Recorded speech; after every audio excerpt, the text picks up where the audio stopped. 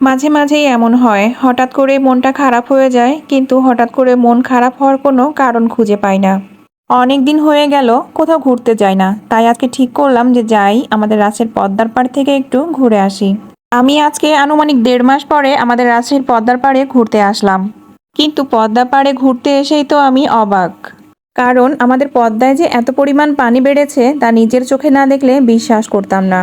কয়দিন আগেও সোশ্যাল মিডিয়াতে খুব ঝড় উঠেছিল, রাজশাহী হয়তোবা ডুবে যাবে এবার। আসলে শুনতে অনেক কিছুই শোনা যায়, কিন্তু বাস্তবে চোখে দেখলে ঘটে যায় উল্টোটা।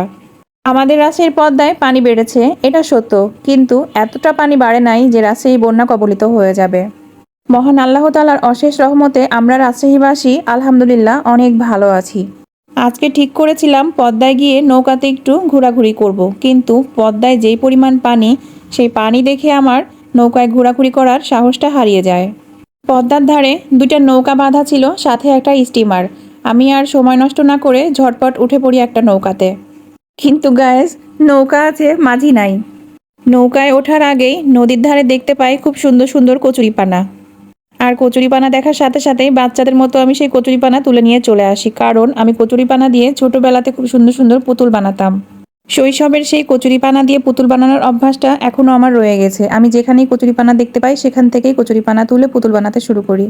আমার পেছনে যে নৌকাটা দেখতে পাচ্ছেন, প্রথমে সেই নৌকাতে ছিলাম, পরে আমি আস্তে আস্তে এই নৌকাটাতে চলে আসি, কারণ এই নৌকাটা পেছনের নৌকাটা থেকে অনেক বড়। নদীর ধারে ঘুরতে গেলে হাজার রকম মানুষ দেখলে মনটাই ভালো হয়ে যায়। আজকে নদীর ধারে আসার সময় মনটা আমার অনেক খারাপ ছিল, কিন্তু এখানে আসার পরে রকমারি মানুষ দেখে আমার মনটা একদম ভালো হয়ে যায়। নৌকাতে ওঠার পরে আমার মনে হচ্ছিল, ইস, কয়টা বাদাম যদি কিনে নিয়ে আসতাম, তাহলে এই নৌকার পরে বসে বসে টুস টুস করে বাদাম ফাটিয়ে খেতাম। কিন্তু গায়েস, কি আর করার, বাদাম তো আনি নাই, এখন প্রাকৃতিক বাতাস বসে বসে খাই। কিছু কিছু মানুষকে দেখি শখের কাছে ভয়কে কোনো তোয়াক্কা করে না। কেন বলছি এই কথা জানেন? কারণ এই যে এখন আমার চলমান নৌকাতে ঘুরে বেড়াতে খুব ইচ্ছা করছে, কিন্তু আমার মারাত্মক ভয় লাগছে। আর দেখেন এদেরকে, কি একটা আনন্দের সাথে, কতটা সাহস নিয়ে নৌকাতে করে অনায়াসে ঘুরে বেড়াচ্ছে তারা। যদিও আমি সাঁতার কাটতে পারি, কিন্তু আমার দমটা অনেক কম। অনেককে দেখি একদমে সাঁতার কাটতে কাটতে অনেক দূর চলে যায়, কিন্তু আমি পারি না। নৌকায় ওঠার আগে মনে হয় নৌকা যদি ডুবে যায় তাহলে সাঁতার কাটতে শুরু করব, কিন্তু নৌকায় ওঠার পরে মনে হয় এখন যদি নৌকা ডুবে যায় তাহলে হয়তোবা শেষ। শেষ মানে আমি একদম শেষ। জীবনের সুন্দর সুন্দর মুহূর্তগুলো খুব দ্রুত শেষ হয়ে যায়।